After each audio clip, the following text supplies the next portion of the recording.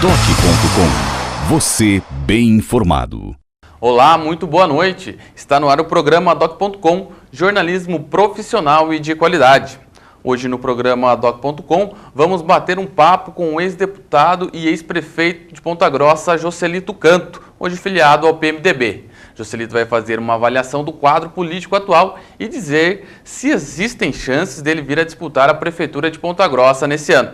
Isso porque ele tem um recurso no Supremo Tribunal Federal que pode lhe devolver o direito de concorrer ao pleito municipal. Também vai dizer se vai apoiar algum outro candidato caso não dispute as eleições. Já nos destaques da semana, vamos comentar sobre a movimentação intensa dos partidos em busca de apoios para a composição dos quadros que devem disputar as eleições desse ano. Também vamos falar a respeito da primeira Conferência Regional de Transparência e Controle Social, organizada pela Associação dos Municípios dos Campos Gerais, AMCG.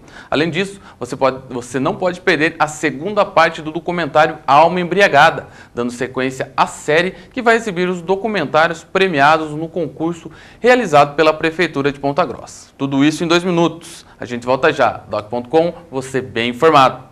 Estamos apresentando DOC.com.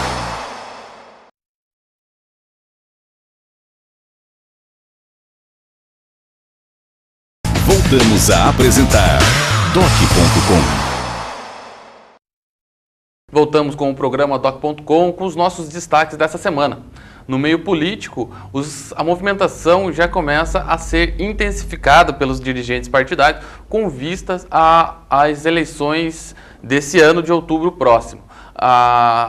O momento agora é de conversação, os dirigentes partidários estão dialogando na tentativa de encaixar esses grupos que têm pensamentos convergentes para uma formação de um bloco partidário. A gente destacou nas páginas do Jornal da Manhã, também trouxe com exclusividade, a aproximação por meio do presidente local do PDT, o empresário Márcio Paulic, uma conversa aí com o coordenador da Frente Popular, formado por 5 partidos locais, encabeçados pelo PTN e também pelo PTB, o Eliseu Chociai, que é secretário de Recursos Humanos aí da Prefeitura.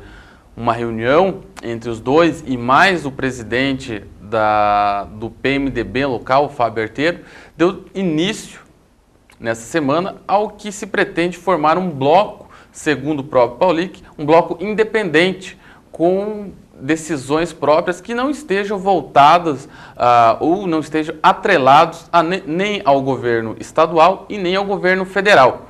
Uma terceira via é a proposta desse grupo, esse bloco independente que teve essa conversa. Outras conversas, outros grupos políticos também serão procurados, segundo palavras do próprio presidente do PDT, o Márcio Paulic, para virem a compor, de repente, esse grupo. A intenção é fazer frente aí ao que se vislumbra 2 candidatos que sejam apoiados tanto pelo governo estadual, que aí hoje seria, teoricamente, o deputado Plauto Meiró Guimarães, e também o candidato que vier a ser apoiado pelo governo federal, que aí pode vir a ser tanto o prefeito, ex-prefeito e deputado Péricles de Mello, que tem que resolver suas pendências no Tribunal de Contas, as contas rejeitadas, mas é um dos nomes. Também tem o próprio João Barbeiro, do PR, outras possibilidades. Com vistas a essa polarização entre governo de Estado, candidato do governo de Estado, candidato do governo federal,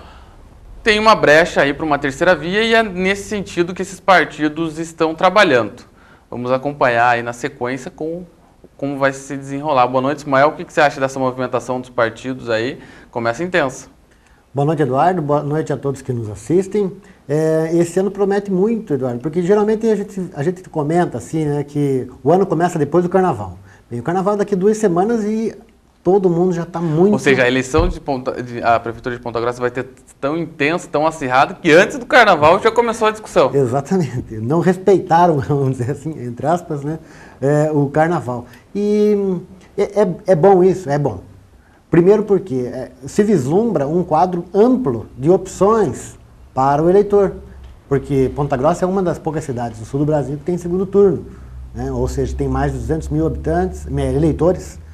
Por isso tem a possibilidade de ter o segundo turno. Isso é ótimo para o sistema democrático, né? Faz com que o maior número de candidatos possa mostrar o seu plano de governo, discutir as questões da cidade. Às vezes, quem sabe até aquele candidato que não tem tantas chances, né, estatisticamente, de acordo com as pesquisas, contribui muito, porque ele vem trazer novas demandas, vem discutir, fazer com que entre na pauta de discussões questões, às vezes, que muitas vezes são paralelas ou são transversais, que acabam não atingindo muito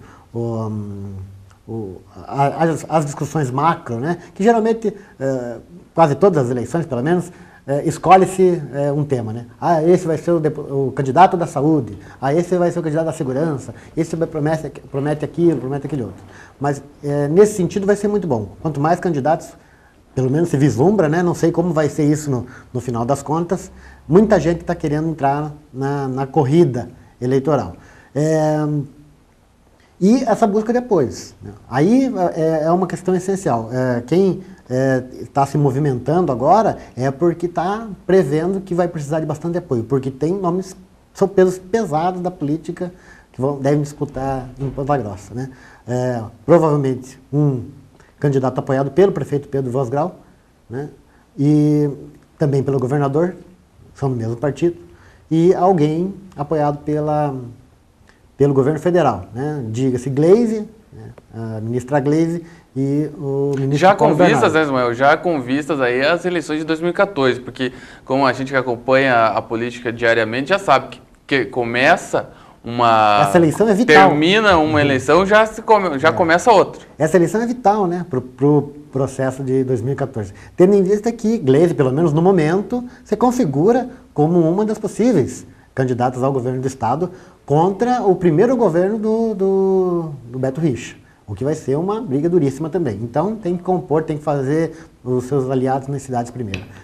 Pois é, e nessa semana também, Ismael, aconteceu a primeira reunião do ano da Frente Popular, aí formada pelo PTN, PTB, e o PSL, PTC e o PT do B, que compõem essa frente, e eles vão trabalhar para a consolidação da candidatura do secretário Celso Santana. Mas o próprio secretário e o Eliseu Chociai, que recebeu carta branca para fazer essa conversação, sabem que vão preparar o partido para uma candidatura, mas que pode, através dessas conversas, desses acertos, vir a compor lá na frente. Outra questão, Ismael, que foi retratado inclusive nas páginas do Jornal da Manhã dessa semana, que dia 7 de abril desse ano, secretários municipais que têm intenção de se candidatar e os ordenadores de despesa, que englobam os secretários e engloba também o reitor da Universidade Estadual de Ponta Grossa, João Carlos Gomes, vão ter que deixar o cargo. Ou seja, essas conversas que se iniciam agora, né, como você disse, antes mesmo do Carnaval, vai chegar daqui a 2 meses, vai ter um forte indicativo de quem serão os candidatos, porque se João Barbeiro, que ocupa a secretaria, o secretário Celso Santana, outros secretários que cogitam aí também uma composição com vice, citaram o próprio nome da secretária Zélia Maroc, a secretária Elizabeth Schmidt também, e o próprio reitor, se vierem a deixar seus cargos, é um forte indicativo de que vão ser candidatos, porque ninguém vai deixar um cargo de primeiro escalão, tanto no governo municipal, quanto um cargo de importância, que é a reitoria, aí para não ser candidato, né? Então... Sem dúvida, sem dúvida. Essa movimentação intensa, quem sabe, é por conta disso. O prazo é pequeno, né? 60 dias. Acho que é isso aí, o pessoal está correndo.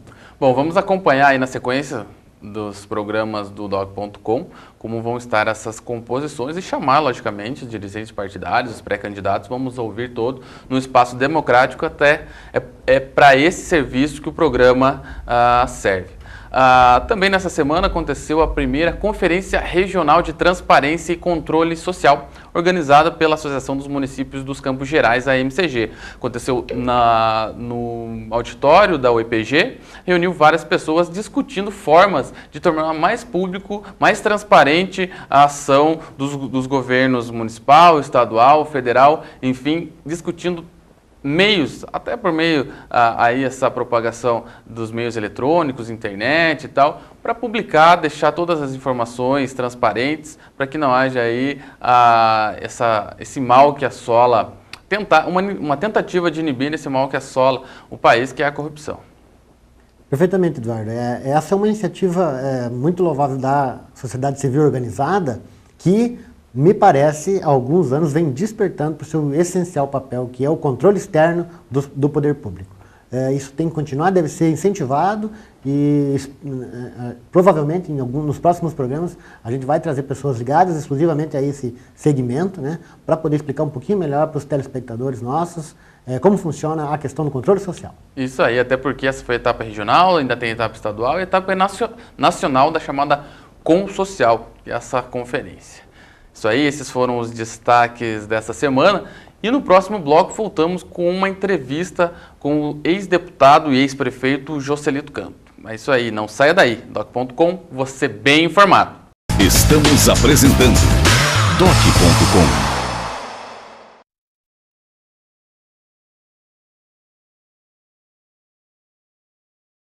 Voltamos a apresentar Doc.com.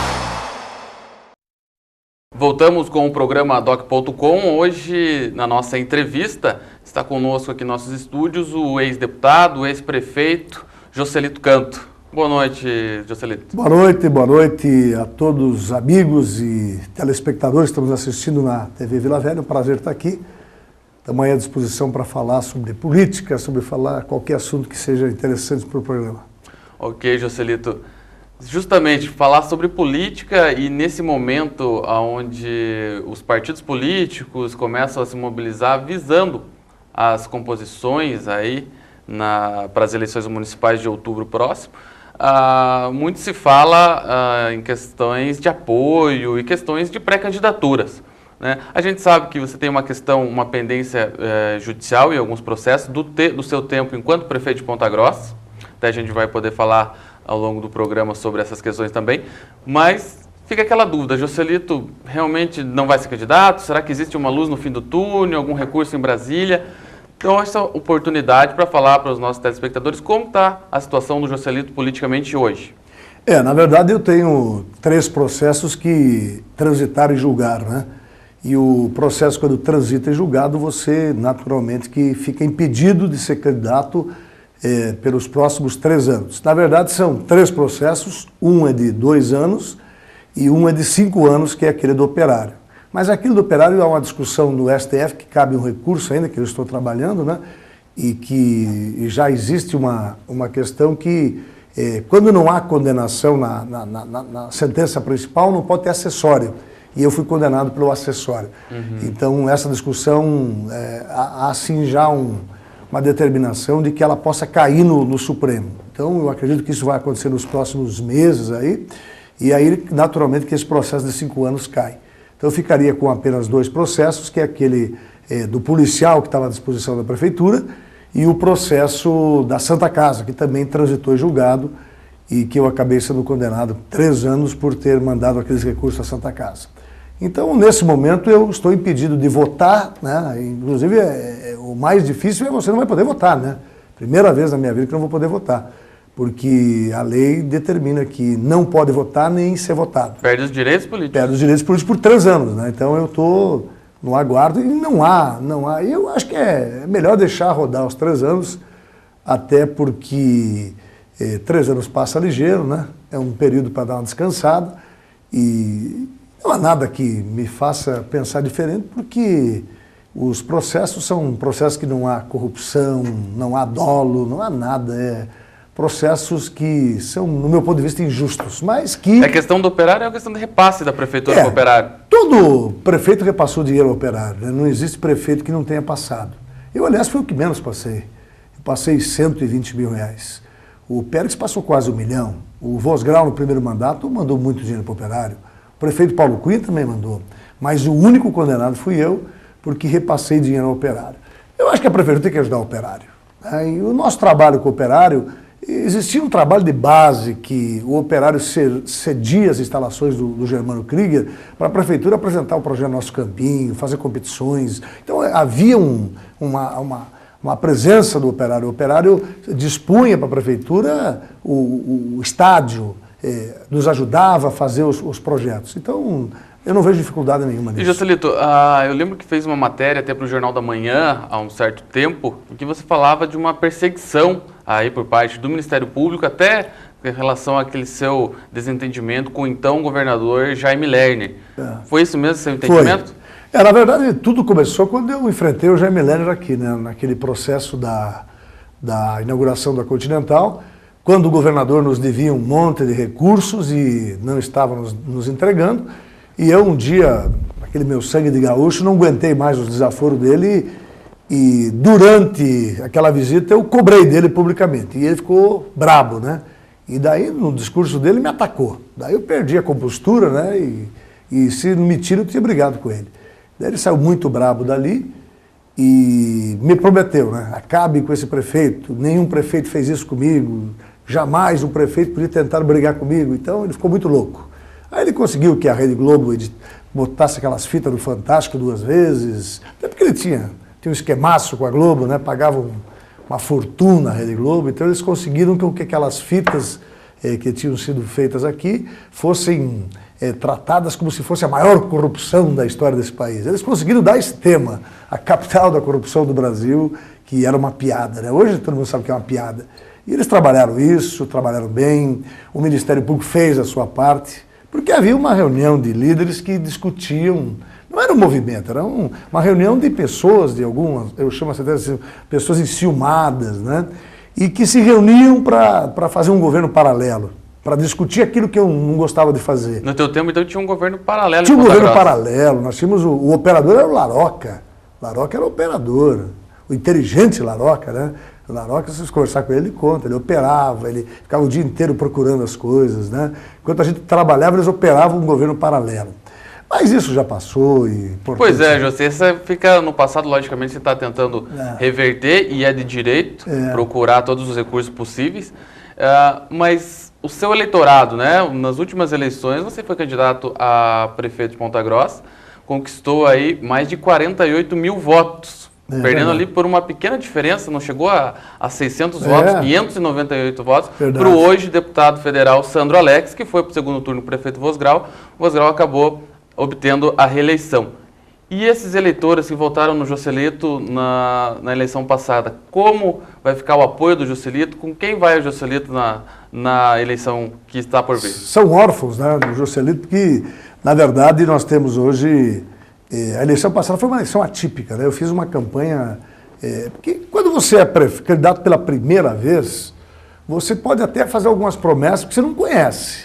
Agora, um prefeito que vai se candidatar mais uma vez e já foi prefeito, ele não pode mentir, ele não pode enganar, ele tem que ter o bom senso de certos absurdos não cometer na campanha, de prometer que vai resolver tudo. E eu tive esse cuidado na campanha.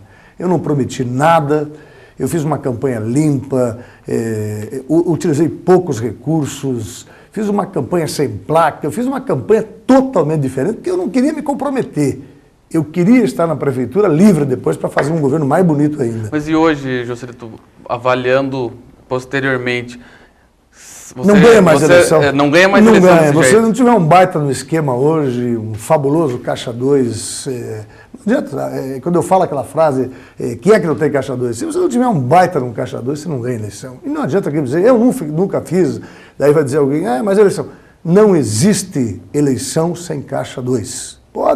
Tudo se legaliza. Se legaliza tudo. Então não existe eleição sem Caixa 2. E essa eleição passada, eu fiz uma campanha extremamente simples, procurando colocar propostas, né? Você vê, no dia da eleição, eu não tinha um cabo eleitoral na cidade. E sabe-se que os adversários tinham muitos cabos eleitorais, naquele ritmo de fiscalizar, se contrata, vai lá no... sabe como é que funciona isso? Você pega um líder no base, olha, você me contrata tantas pessoas a R$50 no dia. Daí aquela pessoa é tida como fiscal. Não, você vai lá cuidar para ver se não estão roubando a eleição.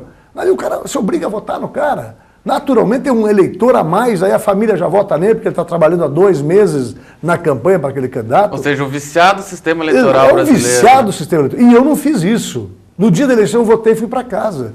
Então, aquela eleição foi uma eleição diferente, mas eu acho que eu fiz o que tinha que fazer. Só que, desta forma que eu fiz, não se ganha uma eleição. Hoje, se mexe em pesquisa, se derruba o candidato. O Ibope, no último dia, não saiu. Se saísse, muitos eleitores do Sandro apostariam em mim, porque viriam que ele não iria para o segundo turno. E eles conseguiram impugnar o Ibope nos últimos dias. Então, a eleição tem Como tem acontecido nas eleições estaduais também. Exato. E essas pesquisas aí, eu não acredito nelas, né? Elas são todas manipuladas do interesse de alguém, né? Embora você não acredite, Joselito, as últimas pesquisas, as pesquisas em Ponta Grossa não são as últimas. Desde que eu me lembro que você entrou na política como candidato a prefeito, depois veio a se eleger, as pesquisas sendo feitas em Ponta Grossa, que foram feitas em Ponta Grossa, sempre colocaram o seu nome, se não em primeiro, na lei espontânea, muito perto do primeiro colocado. E ainda continua assim. Continua assim, é uma lembrança do povo, né? O povo tem que escolher os candidatos e naturalmente que o povo, quando lembra de mim, fica muito feliz, porque é o respeito a tudo que eu fiz, ao meu trabalho como prefeito, que foi um momento muito difícil, a minha situação de prefeito. Eu peguei a prefeitura num momento muito difícil. Eu era muito jovem, nunca tinha administrado nada, enfrentei muitas dificuldades, peguei uma prefeitura num momento difícil, sem dinheiro, sem recurso, arrecadação caindo, nós tendo que tirar o último dinheiro da administração e colocar na industrialização. Mas você veja hoje a alegria de ver um processo de industrialização como esse que você vê hoje, Macisa anunciando a ampliação, Continental, as sementes foram plantadas lá em... Todas do meu governo, e que até eu fiz uma brincadeira essa semana, quando eu vi o protocolo de intenções da Tetra Pak com a Prefeitura de Ponta Grossa, hoje é só impostos, isenção de impostos, que eu já tinha dado lá. A Prefeitura não deu um centavo para a Tetra Pak. No meu tempo, não. No meu tempo, nós demos toda a questão de terraplanagem, foi a Prefeitura que pagou, e a Prefeitura também fez todo aquele jardim maravilhoso lá, que era uma exigência da Tetra Pak. Na Continental, nós aplicamos mais de 1 milhão. Né? Então, na Macisa, nós compramos aquele terreno. Então, a Prefeitura de Ponta Grossa hoje não faz com todo o dinheiro que tem hoje na industrialização o que eu fazia há 10 anos atrás. E sem dinheiro. E com um orçamento de 80, 90 milhões, que naquela época é. Hoje não, hoje o orçamento chega em 500 milhões, né? Está passando daqui a pouco disso. Juscelito, a gente falando das pesquisas, só para deixar claro a pergunta que o Eduardo fez no início, os eleitores, né, que ainda lembram bastante do Juscelito, que estão aí apontando você nas pesquisas, nas espontâneas, como o primeiro colocado, podem cultivar a esperança de ver o seu nome esse ano ainda? Não, esse ano é difícil, não é muito difícil, não adianta enganar, né? Eu acho muito difícil, eu mesmo não estou trabalhando os recursos, né? Eu me entreguei por bem, aí não adianta ficar discutindo. Eu vou ter que fazer recurso lá no STJ, lá no STF, isso custa muito caro. Eu não tenho condições financeiras de fazer isso. Então eu me entreguei por bem, eu vou cumprir esses 3 anos, vou discutir só aquele do operário, porque existe uma pendência jurídica que está sendo está sendo discutida lá no STF. Então essa eu acho que eu vou ganhar. Não é eu vou ganhar, o sistema, a lei vai ser corrigida e eu serei beneficiado. E as outras 2 da Santa Casa e do policial à disposição, eu vou ter que cumprir. Se tudo correr normalmente, eu posso voltar a ser candidato a deputado. Também precisa ver se daqui a 2 anos eu vou estar em condições, se eu vou querer, porque a vida de político, para mim, foi muito cansativa, né? Eu nunca deixei de trabalhar. Então, agora que eu não estou trabalhando, eu sinto assim uma tranquilidade, né? Então, Juscelito, a gente vai para um rápido intervalo e na sequência voltamos com essa conversa, falar a respeito aí de como, de repente, aí o Juscelito qual o palanque o Juscelito vai estar na eleição de 2012. É um minuto só, não saia daí. Doc.com, você bem informado. Estamos apresentando Doc.com.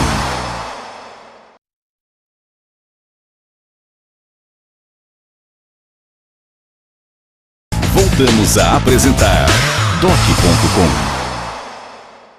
Voltamos com a segunda parte da entrevista com o ex-prefeito, ex-deputado estadual Joselito Canto. Bem, Joselito, no bloco anterior falávamos de questões aí ligadas aos processos que levaram ao impedimento da sua candidatura, pelo menos nessas eleições. Agora, o Joselito tem um peso político, um peso de voto, né? Porque tem muitos políticos por aí que tem discurso, tem todo um grupo, mas não tem voto. O Joselito saindo sozinho, mesmo sem um grupo forte, tem voto. Como orientar esses seus eleitores, essas pessoas que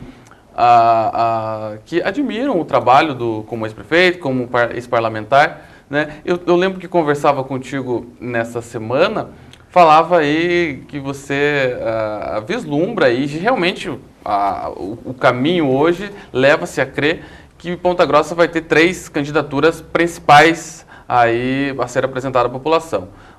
Na pessoa de 2 ex-colegas de Assembleia seus, o Plauto Miró, do Democratas, o Marcelo Rangel, do PPS, e também aí uma candidatura que se figura do empresário Márcio Paulic.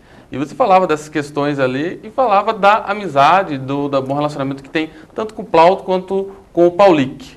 Como vê essa questão e como vai estar aí apoiando uma dessas candidaturas para essas eleições? Nós vamos ter falou bem você, nós vamos ter uma composição muito importante para a próxima eleição.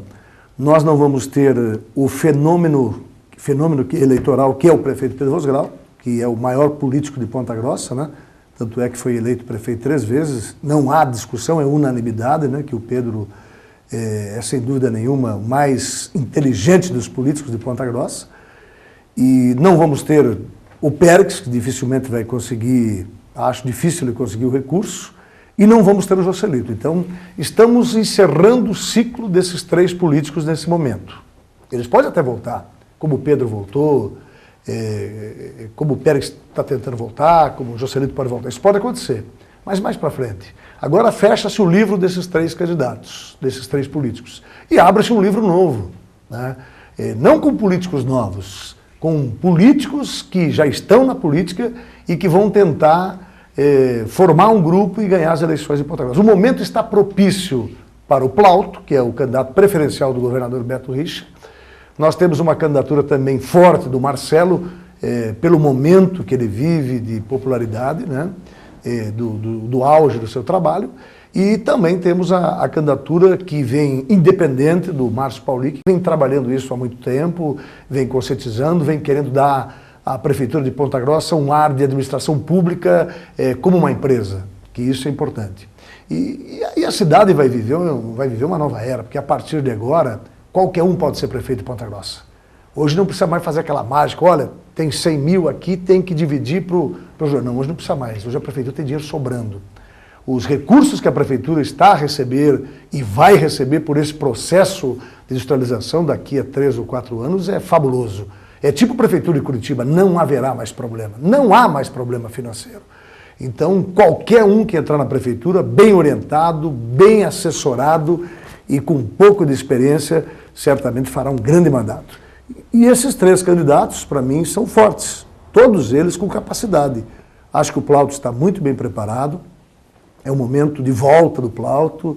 E o Plauto amadureceu muito, né? Eu tenho conversado com o Plauto. A própria experiência agora como primeiro secretário da Assembleia, né? E ele mudou muito o seu jeito, ele mudou aquela ideia antiga que ele tinha. Ele deu uma melhorada completa, eu diria assim, né?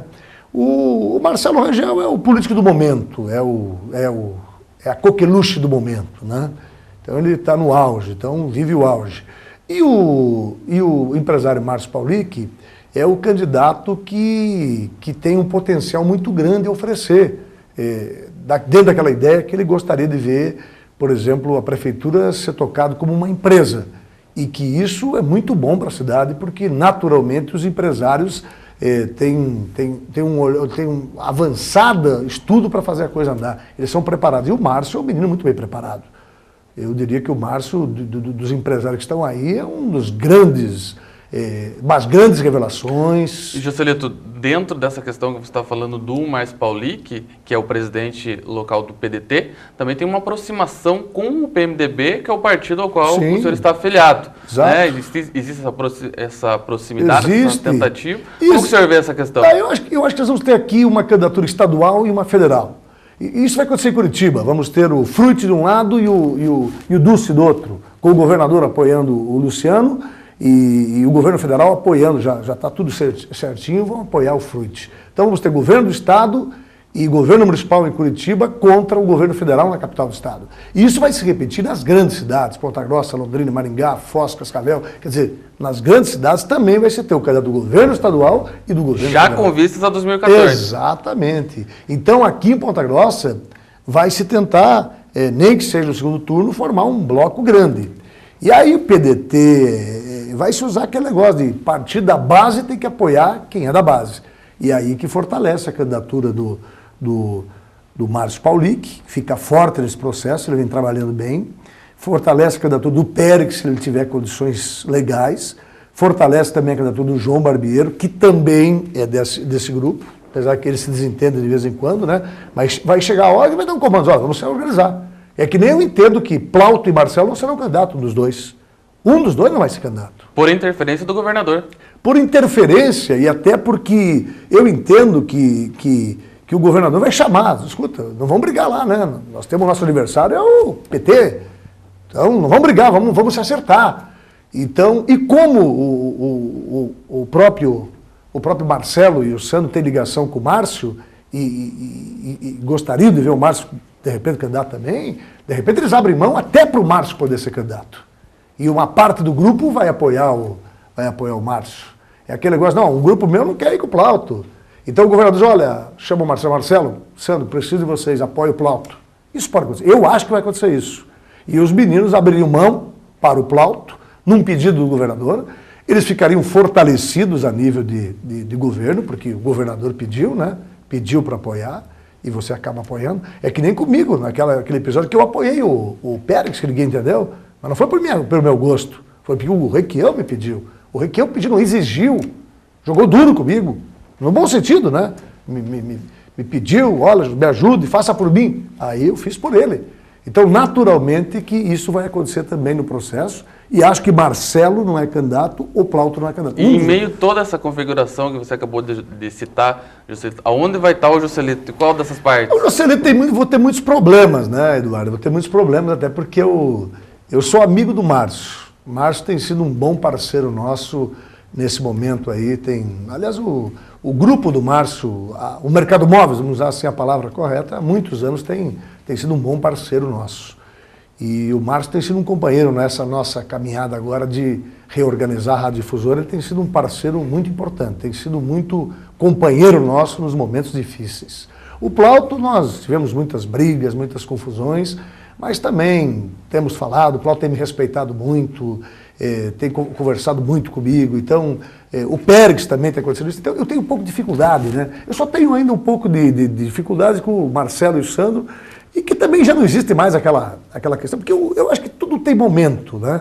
Eu tenho um momento que agora eu fui, agora eu não sou, então quem é ex não tem que ficar querendo criticar muito. Eu acho que o ex tem que se portar, apesar que eu sou um radialista e posso fazer minhas críticas, mas mesmo assim eu acho que é hora de agora eu deixar as coisas acontecer. Então eu não sei o que vai acontecer, qual é o lado que vai acontecer, eu tenho muitos companheiros, amigos, e eu não sei, sinceramente... Mas hoje, na conjuntura atual, estaria aí mais entre o Plauto e o Paulic. Há quem diga que o DEM vai se associar ao PMDB a nível nacional, estão falando isso, né? Que verdade.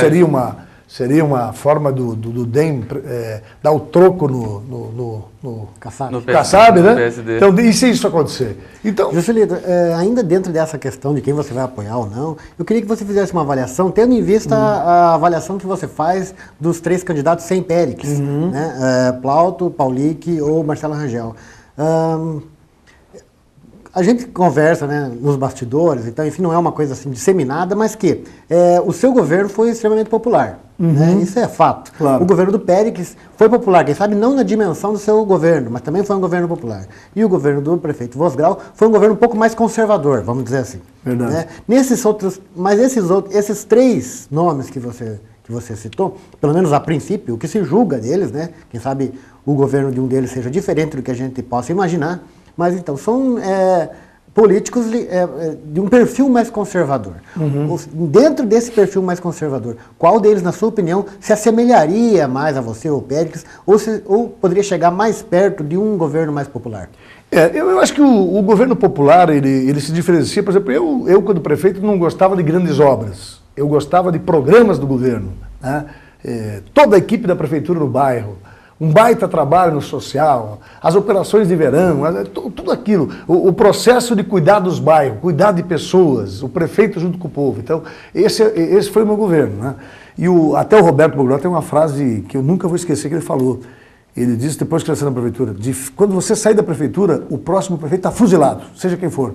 Porque você é muito popular. Então, naturalmente, que o próximo prefeito não vai fazer isso. E ele vai sentir as dificuldades, porque o povo vai querer aquilo que você fazia, na gabinete imóvel, discutir, trabalhar. Então, dificilmente vai acontecer. Aí veio o Pérez, que era tido como popular e que se acabou popularmente. Por quê? Porque ele não conseguiu substituir aquilo que eu fazia. Porque eu era muito... Não é que eu era, eu sou ligado diretamente. É aquilo que eu sempre digo. Qual é a diferença do populista para o popular? Eu não gosto, nunca me chamo de populista, eu não sou populista. Populista é malandro, é o sacana. É o cara que é o cara que diante do povo conta uma história e lá fora faz outra. Não é o meu caso. Então, o popular é o cara que nasce nas bases, é o cara que conhece, que não tem vergonha de se abraçar com o povo, que é a pessoa simples, que nasceu em berço simples e que por mais que a vida melhora, ele continua mantendo as suas origens. E o populista é o malandro, é o sacana, é o cara que não fala com ninguém, que durante o povo ele abraça, beija, ó, meu amigo. Eu não sei fazer isso. A minha popularidade não permite fazer isso. Então eu acho que no sofrimento, depois que eu deixei a prefeitura, o Pérez sofreu muito com isso. O Pérez sofreu muito com isso. E ele montou um governo intelectual demais. Eles não queriam pessoas simples. E o povo estava acostumado com os caras simples. Aí botou os intelectuais, que eram professor de Deus. Tá? Eles achavam que a cidade tinha que só pensar. E não agiam. Tinha que agir. E não agiam. Né? Veja o que foi o governo Pérez. Então, o Pérez desiludiu um pouco a cidade. Ele era o professor da universidade, a esperança, e de repente... Faltou uma aproximação aí entre a academia e as pessoas. O Pérez não é um cara mau, ele é um bom cara, né? Eu tive muitas discussões com ele, depois aprendi a respeitar ele na Assembleia. Então eu gosto do Pérez, mas eu acho que o momento dele foi. Há momentos na história de cada político. Isso, né? Dom Joselito, desejar aí boa sorte na rádio, na sua profissão aí de radialista, e agradecer a presença aqui no programa Doc.com. Certamente a gente poderia passar o programa inteiro conversando, Joselito tem muitas histórias, mas enfim, está chegando ao fim essa entrevista. Muito obrigado. Agradeço a você, a todos os companheiros da TV Vila Velha. Eu estou sempre à disposição. Eu não ando falando muito agora, Eduardo, porque eu estou naquela fase de ficar quieto um pouco, né? Momento de refletir, dar uma segurada, deixar as coisas acontecer. Eu podia ser polêmico quando tinha mandato. Agora não sou... Ex fala menos. Então, agradeço a oportunidade. Sempre que me chamarem, eu estou sempre aqui à disposição. Essa foi a entrevista com o ex-deputado, ex-prefeito Joselito Campos. E depois do intervalo, você vai assistir a segunda parte do documentário premiado Alma Embriagada. Em 2 minutos, não perca. Doc.com, você bem informado. Estamos apresentando Doc.com.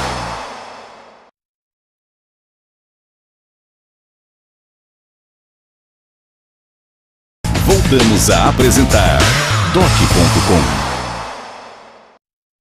Voltamos com o programa Doc.com na nossa exibição de documentários. Desde a semana passada, você viu no programa Doc.com a primeira parte do documentário Alma Embriagada, premiado pelo concurso realizado pela Prefeitura de Ponta Grossa no ano passado. A partir de hoje, você vai conferir a segunda parte do filme, dirigido por Frederico Tax, Rodrigo Tchaikovsky e Ismael de Freitas. O trabalho conta a história do famoso Bar do Tito, conhecido nacionalmente como um dos bares mais antigos e tradicionais do Paraná. Confira o trabalho na sequência. Documentário.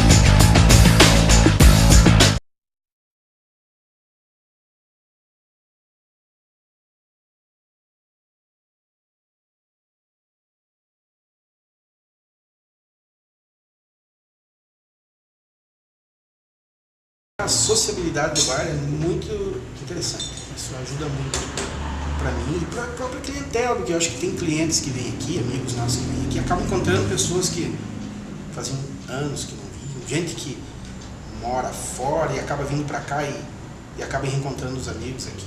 É uma das histórias que eu não presenciei isso, mas uma das histórias, porque aqui passam clientes muito especiais, quer dizer, passam os tipos da cidade, né? Pessoas assim, desses tipos, dessas figuras características da cidade, que passou por aqui, eu não conheci, mas me contaram a história, era a de um cliente que pedia sempre cerveja em temperatura natural, ou seja, cerveja quente no verão, né? Eles recebia a cerveja quente no verão, colocava e imediatamente pedia um copo cheio de gelo, né? Porque dizia que com isso rendia mais a cerveja.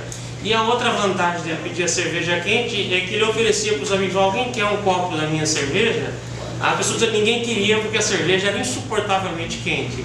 Com isso, então, ele não dividia a cerveja com ninguém e ainda aumentava o volume com a utilização do gelo. E Ponta Grossa é uma das marcas da cidade, é a sua curuzice, né? É o cara que é curu, que não quer gastar. E esse é um cliente curu típico que passou pelo bar entre os muitos clientes que passaram por aqui. Agora o mais famoso que todo mundo fala é daquela cadeira do Dirceu Bickner. Dirceu Bickner.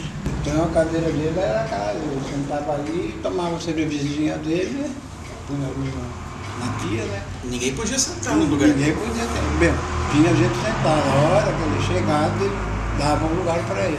E quando tinha alguém que não conhecia, ele não falava nada. Ele ia lá no fundo, pegava uma cadeira, chegava ali, botava do lado e falava, Aqui é. dá licença. Daí a pessoa sentava na cadeira que ele trazia e sentava na dele.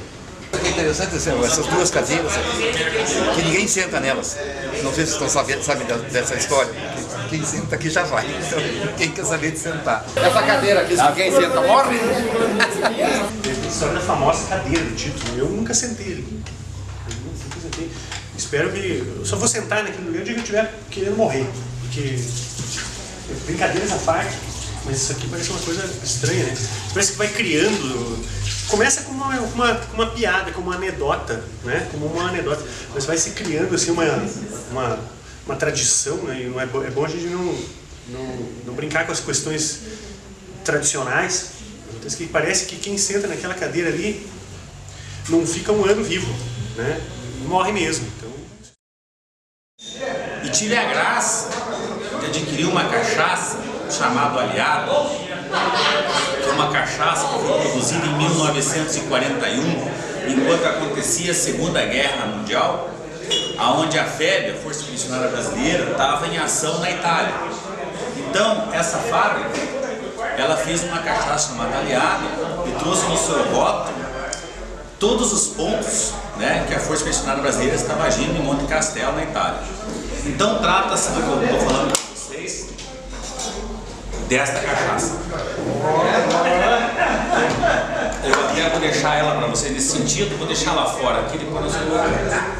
Então essa cachaça aqui de 1941 é o único exemplar que tem, que eu adquiri nessa época no título, e que hoje eu estou trazendo assim com muito orgulho de volta, para ela permanecer no título. É a cachaça única, é a única que tem o rótulo original, nem mesmo a fábrica. Nem mesmo a fábrica tem uma cachaça com esse rótulo, a própria fábrica da Aliado. O diferencial do bar é o chopp, né, que é na história. A chopeira, assim como quase tudo aqui dentro, né, que tem mais de 50 anos, né. A chopeira tem 55 anos. A diferença do chopp aqui do Tito é que ele vem com uma espuma, que ela é uma espuma muito cremosa. Como ela é tirada lentamente, essa espuma então ela sobe além do nível do copo e isso dá um sabor diferente para o chopp. Ele fica um chopp mais saboroso por conta dessa lentidão na hora de retirar o chopp e dessa espuma que forma acima do nível do copo. O pessoal vem que toma, né, e fala, mas o que tem de diferente o chopp? E é diferente. Eu falei, a chopeira. Cada torneira tem 30 metros de serpentina, toda de cobre, e tudo enrolado no gelo, né? É uma chopeira antiga, a chopeira é a mesma de 50 anos, quase 60 anos, tem uma serpentina de 30 metros, e ela não usa eletricidade, né? E sem falar nas mãos do Tito, né?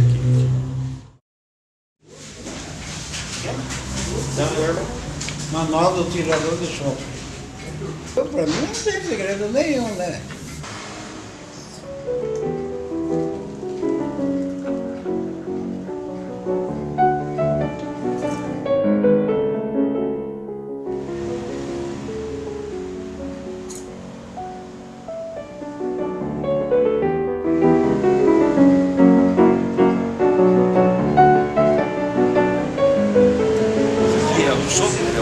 É o melhor chopp da região.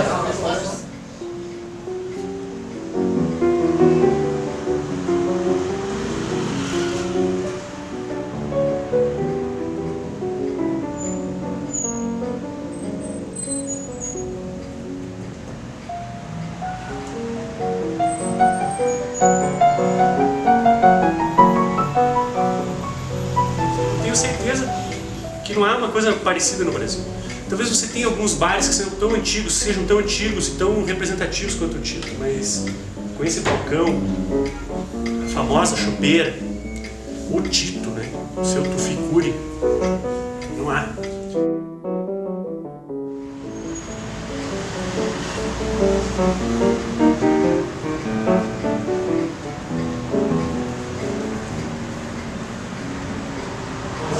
Mas igual o chopp do Tito, com aquela chopeira antiga e com este biocopo, não tem chopp. O chopp é imbatível, realmente.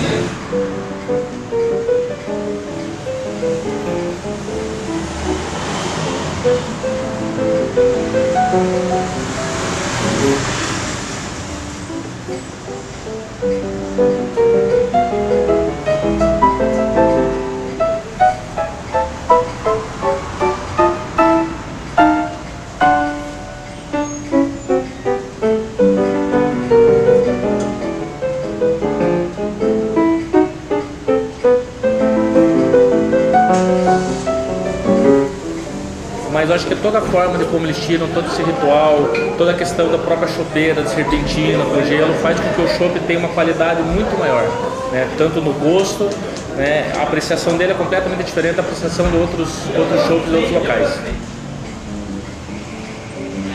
Na minha opinião, acho que é isso que altera o sabor, que faz com que o chopp fique tão bom.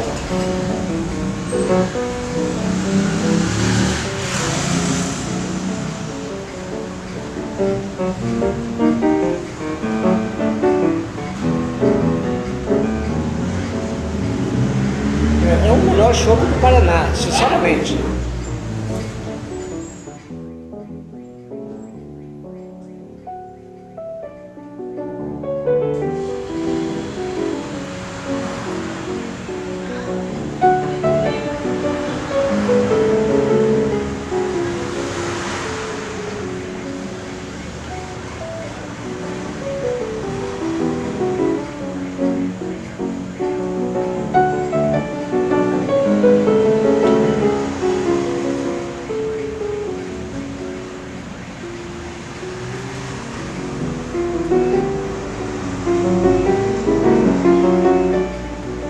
O Bar do Tito é considerado aí como um dos melhores chopps do Brasil.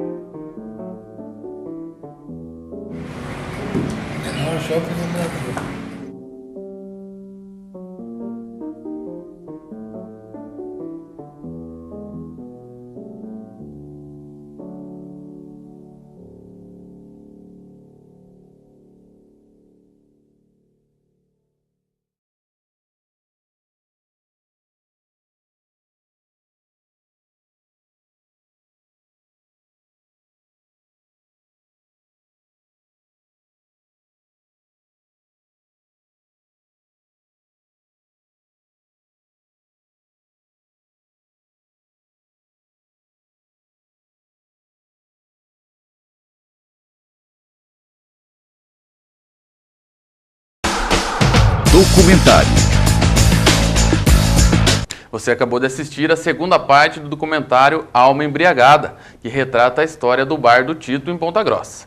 Na próxima sexta-feira, vamos exibir o filme de época, que retrata a história do Museu Época em Ponta Grossa e a luta de seu proprietário para manter a instituição. O filme foi um dos premiados no concurso da Prefeitura e tem a direção de William Biagioli. Com isso encerramos o nosso programa de hoje. Para quem quiser rever o programa Doc.com, está disponível no site do Jornal da Manhã, no jmnews.com.br e no site do Plantão da Cidade, no plantãodacidade.com.br. Confira também o nosso canal direto no YouTube, no youtube.com/programa Doc.com. Para você que gosta de comunicar com a gente, envie suas críticas e sugestões. É só escrever para o e-mail programadoccom@gmail.com. É isso aí, um bom final de semana para você e até sexta que vem. Doc.com, você bem informado.